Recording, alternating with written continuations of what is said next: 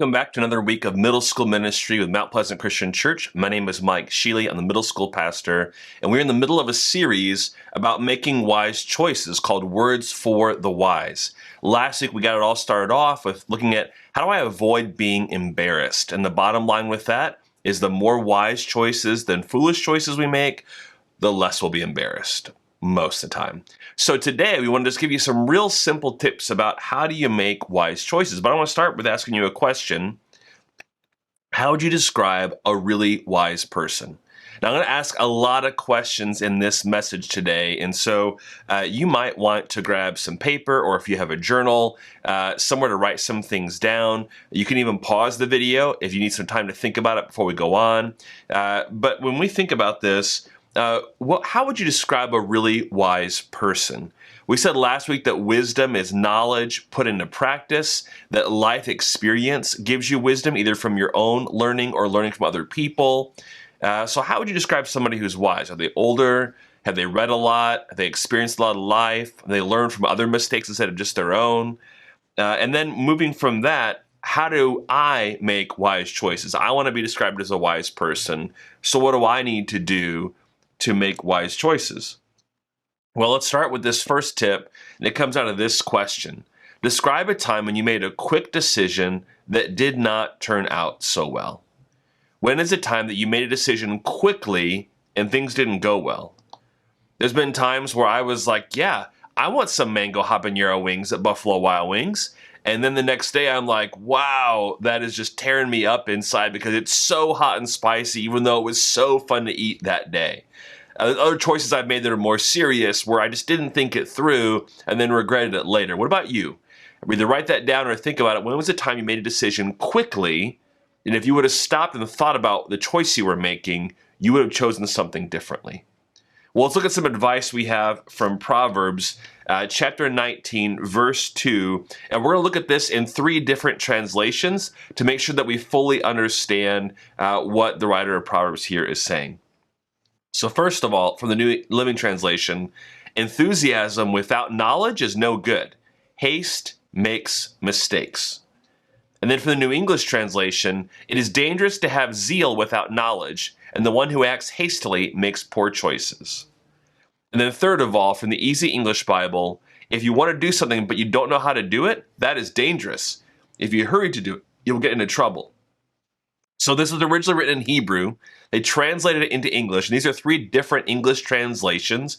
Just like if you ask somebody who is at the Olympics and speaks Chinese to translate for you, 3 different people might give you slightly different translations based on how they think it's best to communicate something. So with these translations, what they're all saying is if you're excited about something, but you don't have knowledge, you're going to make bad choices. In fact, if you hurry and don't take time to process that knowledge and use some wisdom, that's going to make mistakes and get you into trouble. So when it comes to that question, how do I make wise choices? We got these 3 emojis, the pause, the brain, the check mark. Be patient when making choices. When I was a kid, I loved these little fill in the blank puzzles, and you had little pictures. You had to figure out what the word was. So today we're using emoji to do that kind of a puzzle. First tip on how do you make wise choices is be patient. Hit the pause button when making choices. Use your brain to think about it and then make that choice. Let's go back to that question we asked earlier. Describe what it would have looked like if you had followed this wisdom. So the choice that you made differently, how might things have turned out? For me, when I go to get wings, now I will go with mild or something that is tasty, but that isn't quite as hot, doesn't burn my mouth that day, doesn't have this strong after effects later, if you know what I'm talking about.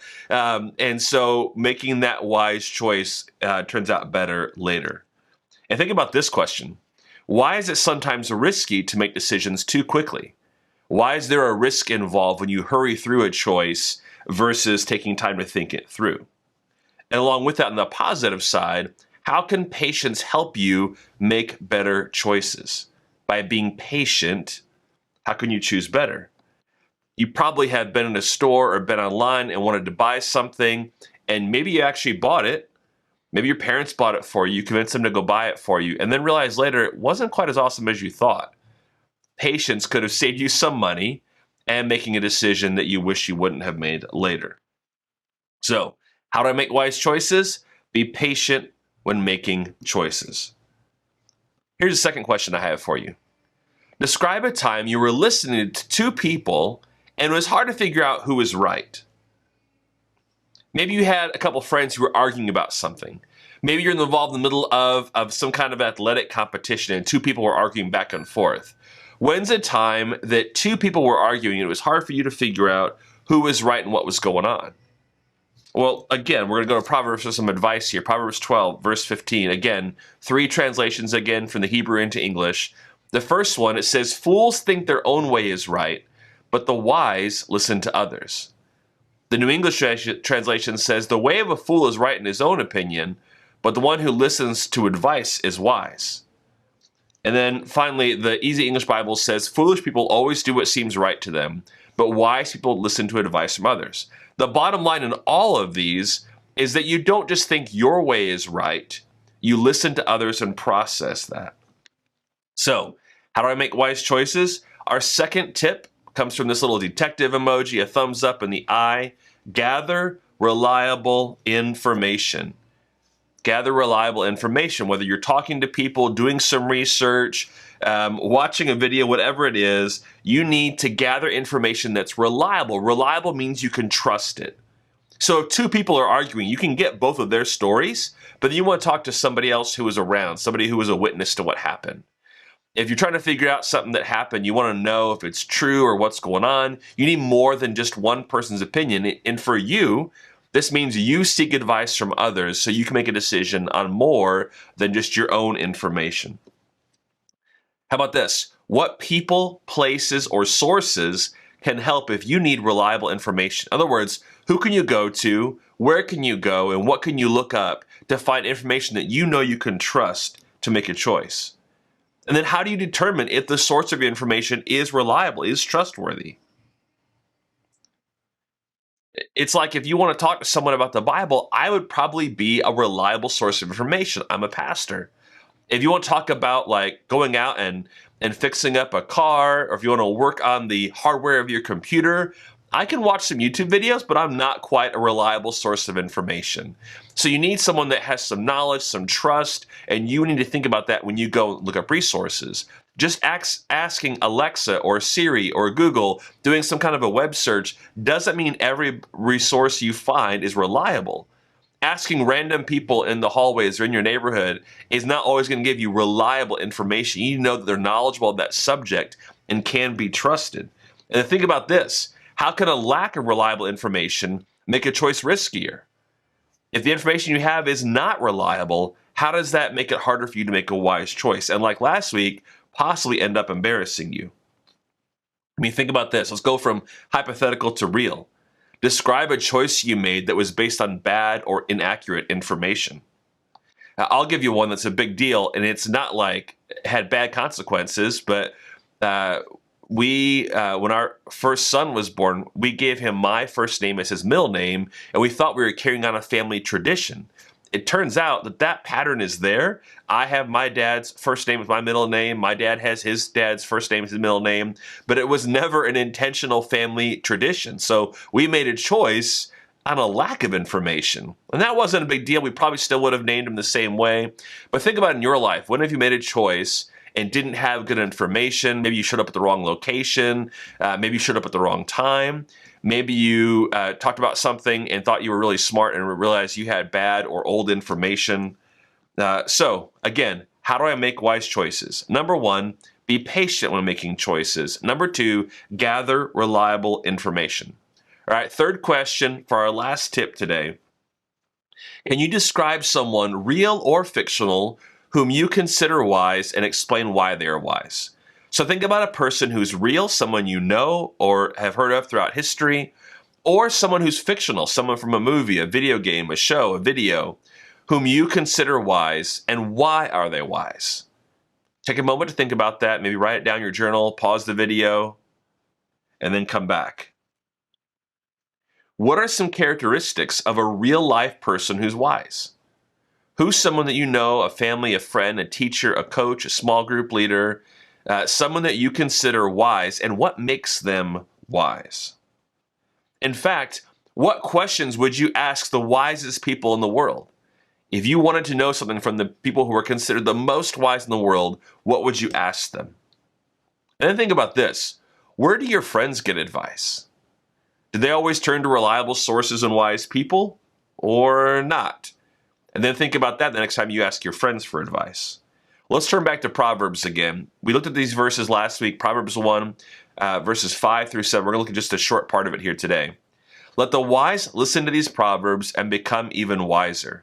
Let those with understanding receive guidance by exploring the meaning in these proverbs and parables, the words of the wise and their riddles. Fear of the Lord is the foundation of true knowledge, but fools despise wisdom and discipline.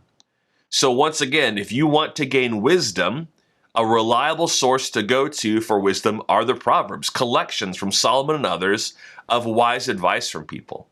And then we had that Jesus connection last week in Luke chapter 2. We're going to look back at just verses 46 and 42 today. It says, 3 days later, they finally discovered him in the temple, sitting among the religious teachers, listening to them and asking questions. Jesus grew in wisdom and in stature and in favor with God and all the people. And the 4 things we looked at from Jesus' life last week when it comes to wisdom was that he was with people wiser than him. When he was in the temple, he was listening and asking questions to people who were wiser than him. He listened to what they had to say. He asked questions so that he really understood what they were teaching. And then he grew in wisdom, which means he put that into practice. So today, to review the 3 tips for you, how do I make wise choices? Number 3 here, seek wise people. Now we got that magnifying glass for searching. We have the couple of old people here like grandparent emojis there. But wise people, if you want to make wise choices, seek wise people you can learn from. And so to go from just hypothetical to real, who in your life would you consider wise and worth asking for help? Who can you actually go reach out to and talk to that you could get advice from this week to make wise choices? Okay, so now our 3 tips again. How do I make wise choices? Be patient when making choices, gather reliable information, and seek wise people. So we have a challenge for you to do this week. It's one thing to hear this message, it's another thing to put it into practice. So think about this first question. This will kind of set you up what you're going to do this week. Where or when in your life is it sometimes hard to make wise choices? Where location-wise, whether it's school or home or on a team you're involved with sports, maybe a place you go to hang out, where in your life, maybe online, maybe in social media, or when you're tired, when you're hungry, when you're by yourself, where or when is it hard to make wise choices, and what can you do this week in the next 7 days to make at least one, just one, wise choice in that area? Most importantly, who can you talk to this week for help in making wise choices?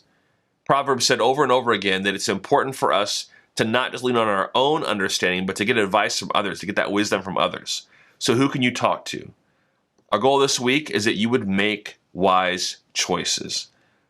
As we wrap up this week in our Words for the Wise series, I hope that these 3 tips help you can avoid embarrassment, you can be a wise person, and maybe, just maybe, as you grow in wisdom, people will seek you out to help them make wise choices too. Let me pray for you. God, this week, our prayer is simple but not easy. Help us to make wise choices, not foolish ones.